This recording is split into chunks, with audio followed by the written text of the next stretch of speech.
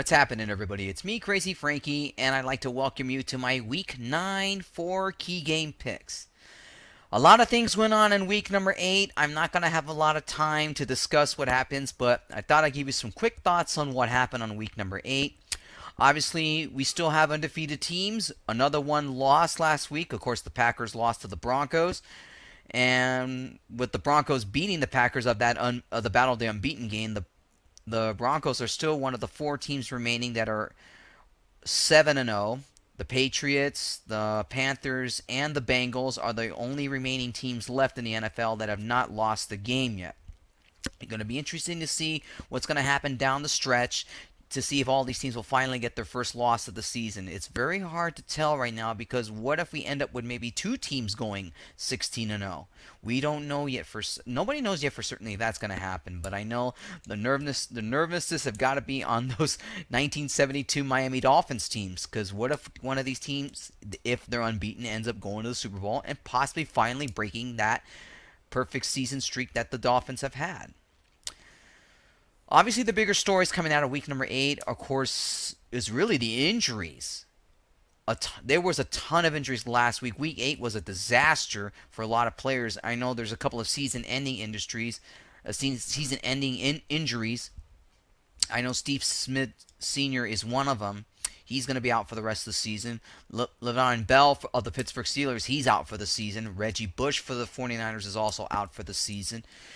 Wow, it was just a mess. But I think, well, obviously the number one team that had the most injuries last week, believe it or not, was the Chargers. Anybody who saw the Ravens-Chargers game, other than Steve Smith going down, I mean, the Chargers had a ton of injuries, which is really the theme for that team all season. It's been a disaster for that San Diego squad.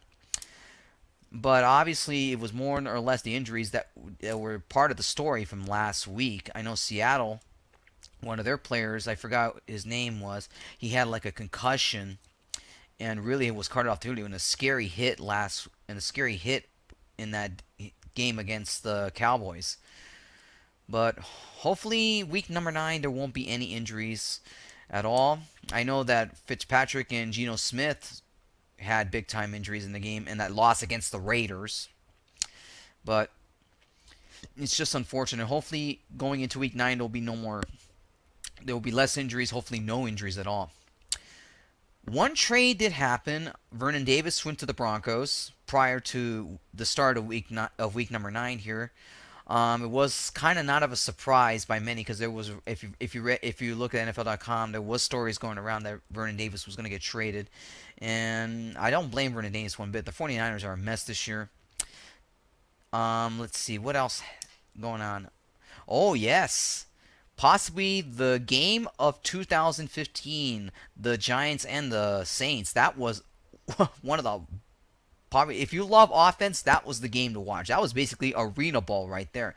52-49 was the score. The Saints winning on the last-second field goal last week. Boy, was that something.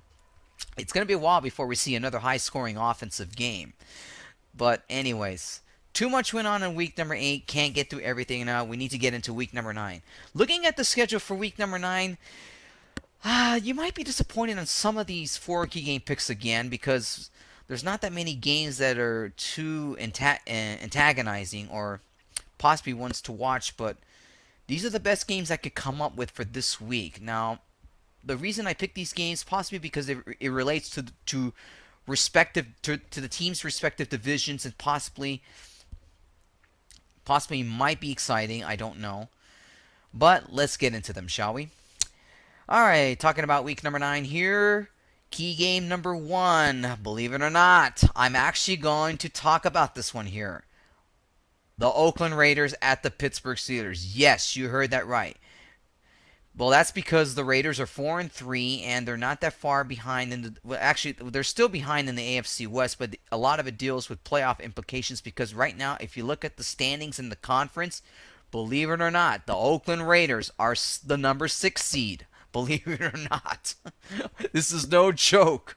Yes, the Raiders are number 6 seed at the moment, and they're playing the Pittsburgh Steelers, and that's because this has a lot of playoff implications right now, even though it's only week number 9.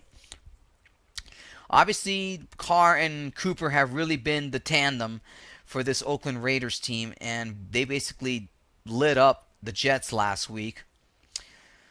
And Pittsburgh right now, they're kind of in a bind right now because they don't have a running back, and that is going to be a huge key to this game right here if Pittsburgh doesn't have a running back and if Ben Roethlisberger starts to struggle against a decent Raider defense. Yes, you heard me. Yes, it's a decent defense. Pittsburgh is 4.5-point favorite in this one. It could be a little bit lower than that because the way the Raiders are playing right now, it sickens me that they're good. They're actually playing good football, and it makes me sick to my stomach. But I'm still going to go with the Steelers here. Roethlisberger over Carr, without a question. Roethlisberger is a much better quarterback than he is. And obviously, the Steelers are going to rely a lot on their passing game because their running game right now has taken a huge hit with no Bell now, who's out for the remainder of the season. No question this game is going to be very, very close, but I like Pittsburgh in this one, and this game is in Pittsburgh, and I like them at home here. No question. I think the Raiders will finally lose a game here, and I hope they do. No question, I like Pittsburgh in this one. Pittsburgh over the Pittsburgh Steelers over the Raiders. Key game number 2, a big one right here. The Green Bay Packers at the Carolina Panthers. Green Bay finally suffered their first loss of the season. What do you counter now against a Carolina Panthers team that is still unbeaten? I think what the Packers learned from last week and all that, if you run into a good defense and they pass rush you, because really Denver really did a great job last week of pass rushing Aaron Rodgers. I mean, they held him to under 100 yards of passing, which was really, really striking and all. I mean, I kind of underestimate Denver's defense a little bit here. They are pretty good. They are that good. And they really did a number on that Green Bay offense here, holding them to just only 100 yards of passing. Obviously, rushing was a little bit more. They actually had at least close to 100 yards of rushing. So it was about 200 yards worth of offense against Denver's defense. But going into this game right now, Carolina's got a pretty good defense, but I don't know if it's... I don't know. Carolina's defense is going to get tested here because... if it ends up being, look, I think this game will be a back and forth affair. And I look at it this way. The reason why I'm only saying this could be a back and forth affair. Look what happened last week with Carolina's defense. They were barely able to hang on against the Indianapolis Colts, which the Colts are banged up. Now the question remains here for this team.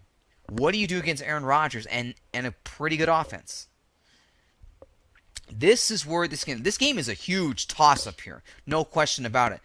Green Bay is a 2.5-point favorite, and I do agree with the odds makers. It'll probably stay at 2.5, maybe 2 points.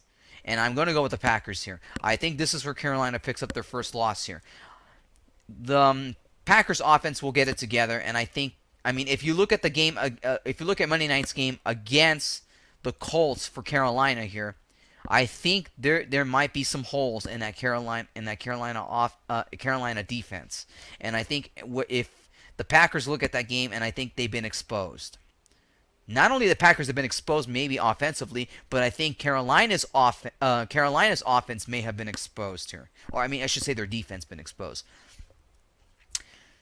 So yeah, this game is a toss-up here, but I like the Packers in this one, no question. I think the Packers found the holes in Carolina's defense, and I think Aaron Rodgers is going to expose it, and I think the Panthers will lose a game here. This is where they're going to pick up their first loss here. I like the Packers in this one.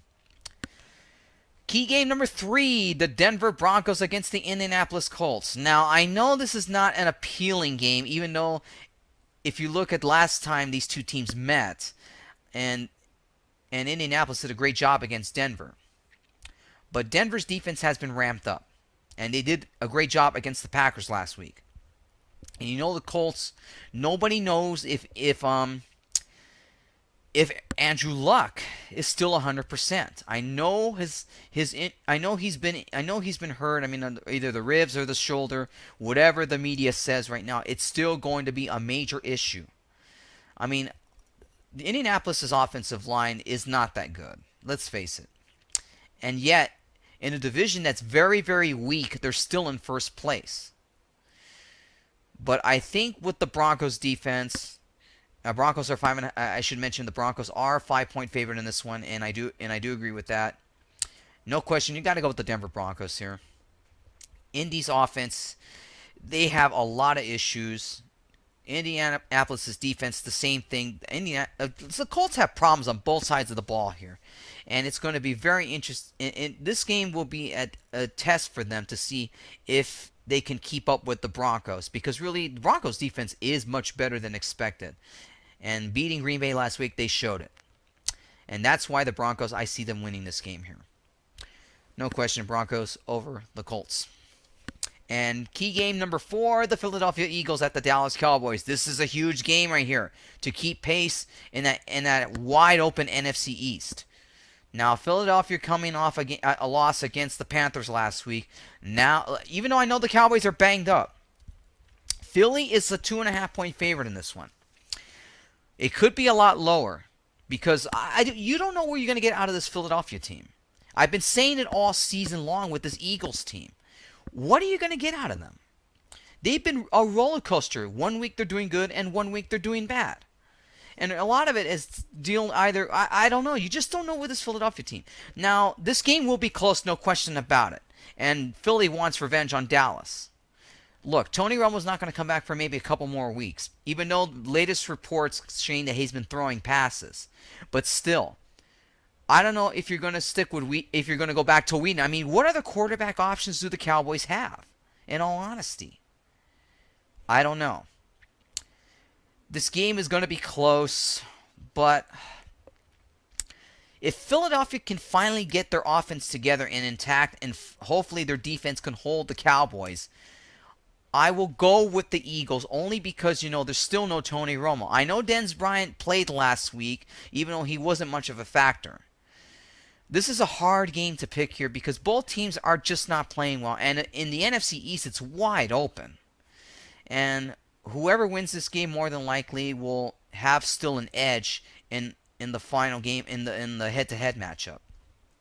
But I'll go with the Eagles here only because Dallas, without Tony Romo, it's hard for me to go against Philly here. But this game, no question, will be close. More than likely, this will be a low-scoring game. But I'll go with the Philadelphia Eagles here. Eagles over the Cowboys. I know this was kind of disappointing in my picks here. I mean, if you look at the schedule for this week, there's not that many games because 6 teams are on byes this week. And I know this was kind of hard not to go a little bit hard. This was much harder week to pick key game picks here, but that's it for week number 9 here, folks. Anyways, those are my picks. Those are my 4 key game picks. Go to thesportblog.blogspot.com for all of my week number 9 picks. And until then, I will see you all next week when I talk about my picks for week number 10. Enjoy your football weekend, everybody.